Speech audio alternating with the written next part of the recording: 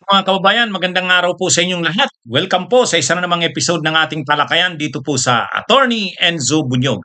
Kung hindi pa po kayo nakasubscribe dito po sa bago kong social media platform, dito po sa YouTube channel kong ito, Attorney Enzo Bunyog, subscribe na po kayo. Meron din po akong Informador Facebook page. Napapanood po ninyo ako ngayon sa Informador Facebook page. Kung hindi pa po kayo nakafollow, follow na po kayo. At lagi po ninyong abangan itong mga talakayan ko. Ha? Mga kabunyog. Bago po itong mga social media platforms ko, kaya araw-araw abangan nyo na po ito. O mga kabunyog, yung kaganapan sa Senado ngayon. Ha? Ang isa sa nakakuha ng atensyon doon, matapos yung putukan, nagkaputukan, nakita ng media si Robin Padilla, kukunan sana na yung panayam, nakaka-thumbs up pa. Kaya, nagkakaputukan na, naka-thumbs up pa rin si Robin. Ha? Ano kaming nagdududa tuloy? Ha? Ano ba yun? Scripted ba yung putukan na yun? Ha? Ano? Mayroon pa ngang nagsasabi, si Robin daw, kasamahan daw ni Robin yung nagpaputok doon. Hindi natin alam kung ano nga ba. Pero yun na nga, nung nagkaputukan, nakita ng media si Robin, kukunan sana ng panayam o reaksyon habang nagkakaputukan, wala, naka-thumbs up pa si Robin. Ayan mga kabunyog, hindi ko gawa-gawa yan O yan sabi sa ABS-CBN News. Sabi sa ABS, matapos makarinig ng mga putok sa Senado, nakita sa gusali si Senador Robin Padilla na nag-thumbs up, ngunit tumanggi ng panayam sa media. Ano yan ABS-CBN yan. Ang nagbabalita si Victoria Tulan. Yan.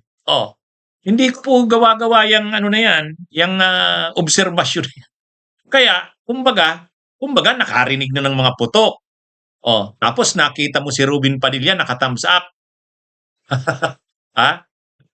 Anong ano yun, shooting? Kung shooting di may script. Ano yun? Parang parang pelikula. Parang pelikula. Kaya lang sa pelikula, wala ka naman dapat ikatakot kasi may script. Dito parang hindi takot si Robin. Hindi naman siguro dahil matapang siya. Siyempre, ang instinct mo, pag hindi mo alam yung nangyayari, mag-secure ka ng sarili mo. Hindi pag thumbs up. 'Di ba? Anyway, kaya lalo pa ngayon, hindi alam sino ba yung mga nagkaputukan. Ang sabi ni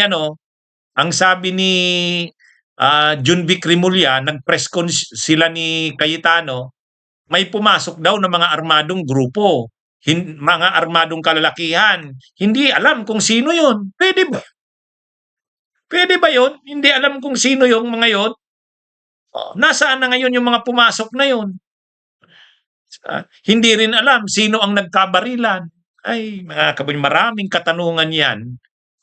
Maraming mga katanungan. Sabayan pa niyang nakita natin na balita ng ABS-CBN na nakita nga si Robin Padilla na nakita si Robin na matapos makarinig ng mga putok, nakita siya sa gusali na nag-thumbs up. May putukan na nag-thumbs up pa. Pag sinabi mong thumbs up, okay. Anong ino-okayhan mo? Okay ba yon? Siyempre kung alam mong nagkakaputukan, di ka na, matataranta ka na. Kasi siyempre, baka aarestuhin na si Bato de la Rosa. O di siyempre, ka nun, alarmado ka nun. Yun ang natural na reaction mo dun. Hindi Anyway, alam nyo, yung mga nangyari na yan sa Senado, unang-una nagsabi na ang NBI. Sabi ni Director Melvin Matibag, walang tauhan ng NBI na pumasok sa Senado. Wala. Yung PNP naman, lalo ka wala namang aasahan doon. Kasi hindi naman desisyonado si Junvic Rimulya na arestuhin si Bato. 'Di ba? Kaya nga sinasabihan ni Trillanes ewan natin diyan kay Junvic Rimulya. Hindi natin maintindihan kanino ba kakampihan.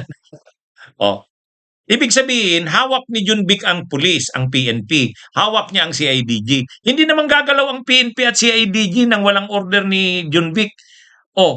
Di ibig sabihin, dahil walang order si Junvic, walang papasok na PNP do'n. Yun namang NBI, nagsabi niya si Melvin Matibag, wala. At ang gobyerno rin, nagsabi rin, si Pangulong Marcos pa mismo, tumawag kay Cayetano, nung kasagsagan ng ano na yan, ng mga insidente na yan, tumawag si Pangulong Marcos kay Cayetano para sabihin na walang government forces na involved dyan.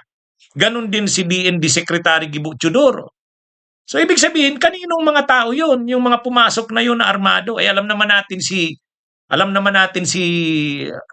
Bato de la Rosa, PMA yan, dating PNP chief yan, dating military.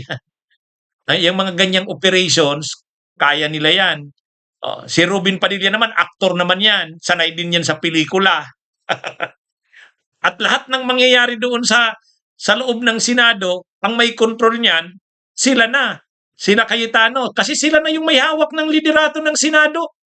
Kahit yung security ng Senado, kung kaya nilang kontrolin na yan. Kasi hawak na nila yung USAA. Kaya mas maraming katanungan itong nangyaring ito. Tapos si Robin Padilla pa, ganyan nga. Nakita mo nang matapos yung putukan, nakita mo si Robin Padilla, nakita sa gusali, anong ginagawa? Nag-thumbs up. Yan hindi ko gawa-gawa yan. Matapos makarinig ng mga putok sa Senado, nakita sa gusali si Senador Robin Padilla na nag-thumbs up. Ngunit tumanggi ng panayam ng media. Bakit ka magta-thumbs up? Nagkakaroon na ng putukan, di ibig sabihin maalarma ka na ano na kayang mangyayari sa samahan mo na si Bato de la Rosa. Parang alam mo na walang mangyayari. Parang alam mo na scripted lang to, drama lang to. Drama lang ba talaga yung lahat ng nangyari na yon? Maraming dapat imbestigahan diyan. Pero yung mga ganyang nangyari, yung mga na yan, Robin Padilla, relax lang. So, hindi naman magre-relax yan na dahil hindi siya natatakot. Siyempre, ang normal na reaksyon mo dyan, kapag ganyan, linusob na kayo, isisecure mo si Bato de la Rosa. Ka, maaalarma ka, kasi hindi na normal yun. Pero parang nakakaano yung mga nangyari na yan sa Senado ngayon. Kaya maraming nagdududa Maraming nagtatanong. Kahit si Junvic Rimulya nag-press con sa kasi Cayetano. May pumasok daw na armed men, armadong kalalakihan. Nakipagbarilan daw yung security ng USAA. Hindi nakita yung barilan, may narinig lang na putukan. Tapos nasaan na ngayon yung armed men na yun na sinasabi? Saan lumabas? Saan napunta? Di ba? Ay, mga kabunyog, mga kababayan. Wala, yun Ang anumang mangyayari sa loob ng Senado, alam yan ng leadership ng Senado. Hawak nila ang security doon. Ano yan? Kaya, anyway, sabi ni Junvic Rimulya, iimbestigahan daw. Kaya lang, nga yan? Kasi ngayong araw kasi lumabas yung desisyon ng Korte Suprema, walang TRO. Walang TRO. Di syempre, delikado si Bato. Kailangan maglabas ng TRO ang Korte Suprema. Paano mo mapipressure ang Korte Suprema na maglabas ng TRO? Ay di makita ng Korte Suprema na delikado na ang sitwasyon, magulo na. Nakita ko, nag-post si Attorney Paulo Marcoleta Sabi ni Attorney Paulo Marcoleta, Attorney Paulo Panelo, habang kasagsagan kanina, sa Korte Suprema, pag-isipan yun, dapat maglabas na ng TRO bukas kasi magulo na. Parang sabi ko, parang nangyayari yata yung kaguluhan na yan para ma-pressure ang Korte Suprema na maglabas na ng TRO. Ano to, scripted? Ano to? Sabi ni Robin Padilla, thumbs up? Ay, mga kabunyog, mga kabayan. Magandang araw sa inyong lahat.